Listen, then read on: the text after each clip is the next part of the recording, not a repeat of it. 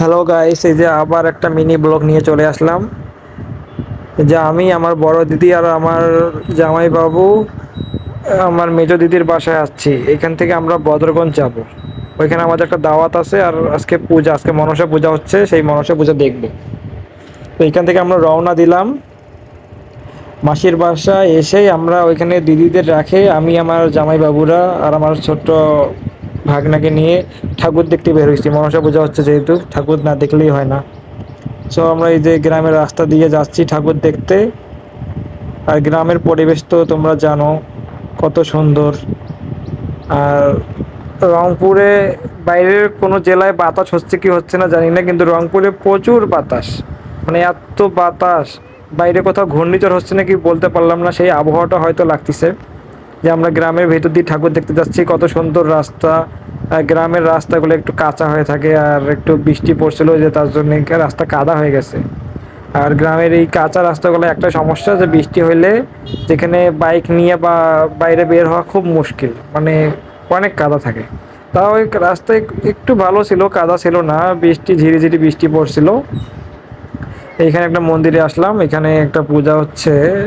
এই যে এখানে এগুলো রক্ত দেখতেছেন, এগুলো হলো পাটা বলি দিছিল এখানে। এখানেও মোটামুটি পাটা বলি দেয় ভালো। আর গ্রামের এদিক দুর্গা পূজা তো হয়, দুর্গা পূজা বাদেও আমরা যেহেতু দুর্গা পূজায় সব জায়গায় ঘুরে বেড়াই, সেরকম এই মনসা পূজায় গ্রামের দিক বেশি হয়। আর এগুলায় সবাই এই মন্দিরে ঠাকুর দেখতে যায়, ওই মন্দিরে ঠাকুর দেখতে যায়। এটাও একটু ভালো লাগে। সেখানে একটু ঠাকুর দেখলাম, মায়ের দর্শন নিয়ে আবার আরেকটা মন্দিরে যাব এখন আমরা। এই ছোট একটা মেলা বসছে এখানে, আজকে পূজার যেহেতু তৃতীয় দিন, তার জন্য মেলা সবাই ভাঙতিছে। মানে সবাই এখন পূজা শেষ তো মেলা বসে কি করে, সবাই বাসা চলে যাবে। এই আরেকটা মন্দিরে যাচ্ছি আমরা। এই যে দেখেন, দুই সাইডে শুধু বাসায় নাই, শুধু দুই সাইডে শুধু ফাঁকা। আর মাঝে মধ্যে একটু বাড়ি আছে। রাস্তার অবস্থা দেখতেছেন, কাঁচা রাস্তা। অনেক সুন্দর, অনেক সুন্দর বাতাস বইছে, মানে হালকা বাতাস। এই যে কত সুন্দর রাস্তা দিয়ে বাতাস খাইতে খেতে আমরা যাচ্ছি এই যে মন্দিরে। এই যে আরেকটা মন্দিরের সামনে এখানে ছোট্ট একটা মেলা বসছে। এই বদরগঞ্জের মধ্যে এই পূজাটা এখানে বড় হয়, এটা হলো বড় মন্দির মনসা পূজার মধ্যে। তো এখানে আমরা যাচ্ছি, এই যে একটা মেলা বসছে। এখন আমরা এই যে এখানে মেন রাস্তা থেকে এখন অল্প একটু হাঁটি যাব মন্দিরে।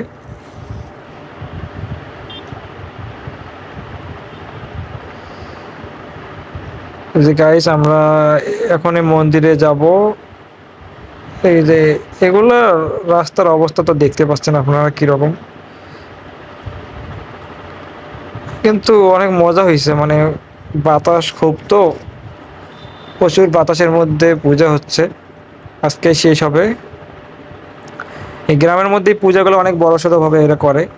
আর এই যে মন্দিরটা এখন যাচ্ছে, এখানে মানে প্রচুর পাটা বলি হয়।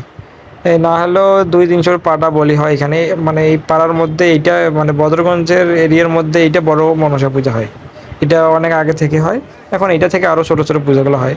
ওই যে মনসা, এটা মা, তার নিচে পাটার মাথাগুলো আছে, দেখতে পাচ্ছেন আপনারা।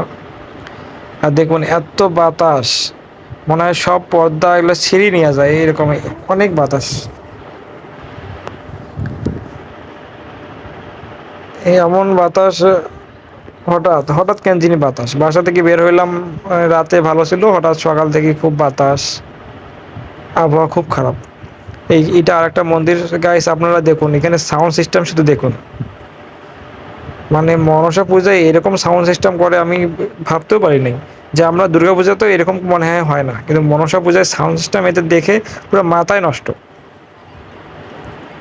মানে অনেক বড় পূজা হচ্ছে, আপনারা দেখুন, শুধু সাউন্ড সিস্টেম দেখেই আপনারা বুঝবেন যে পূজাটা ভালো, মোটামুটি বড় হচ্ছে। দেখছেন কয়টা, এইদিকে 4টা, ওইদিকে 4টা, 8টা।